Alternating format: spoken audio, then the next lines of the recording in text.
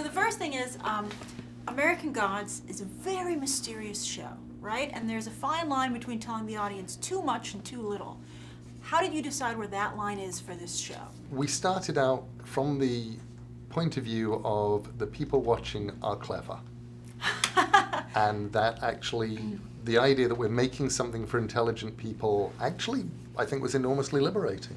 Yeah, it's always you tell them exactly what they need to appreciate the story that you have at hand that day and resist any urge or any prodding to explain further so that there's grounding or rule explanation, because it's not necessary. That's great. Well, so I want to ask you, Bryan, you know, this show is also very diverse. Right. Okay, and so your upcoming Star Trek Discovery is also very diverse. The Fate of the Furious, just as the biggest global debut ever. That's very diverse. Do you think Hollywood is finally realizing that it's not just diversity, but diverse leads that are important? I think Ghost in the Shell was probably the straw that broke the camel's back, in a way that I'm hoping that more diversity and more inclusivity will be following, because it was such a valuable lesson to learn that the audience rejected that picture because it was whitewashed. And even Paramount has acknowledged they lost money on this picture because they whitewashed the casting. So it needed to happen for us to, as an industry, take a bigger lesson away. But as far as this show goes, there was never any question about the diversity and the inclusivity that we would have represented, and that was something that Neil spoke very early on about because of his experience with the Anansi Boys, and we had no intention of doing anything but representing everybody as culturally specific as they were represented in the books. And you feel that in the show.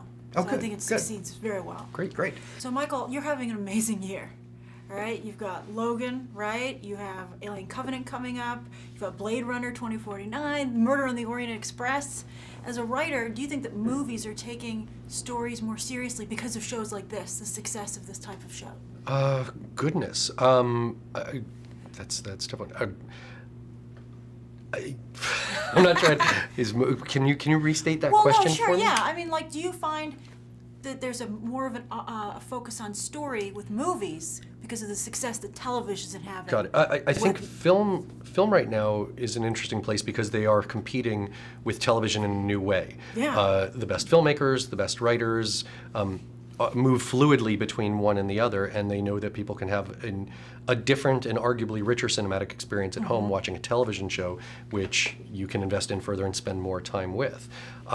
As a result, I think there are a lot of films that will spend more time on point of view and a single character's point of view and digging deeper into that story rather than trying to do things that just give you small snippets, little snack-sized bites of a multiplicity of characters. That's not to say that there won't always be movies like Marvel Civil War and they won't be amazing and wonderful and 3 hours of all the Chex Mix you can eat. But it takes a lot more to get people to go to those things as opposed to spending more time with familiar and continuous stories at home. And then finally, Neil, also in episode 3 for this show, Shadow says, "I feel like I'm in a dream." And I was like, oh, okay, now I get that, you know, it helped me understand the show a little bit. And I think that it's captured perfectly. And I was like, oh yeah, Sandman, and like I make that comparison.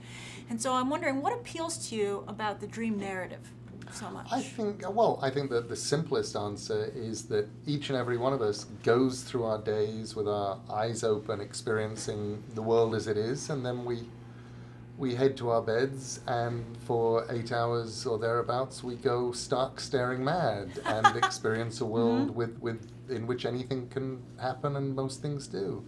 And I love the fact that, you know, at the end of our lives, we will have spent a third of it off in our dream worlds. So we better give them some kind of importance, and we better make them matter. And that's part of the joy for me of writing American Gods, was writing the dream sequences and writing the dreams, and the astonishment of watching the gentleman next to me take the dreams that I wrote and make them flesh.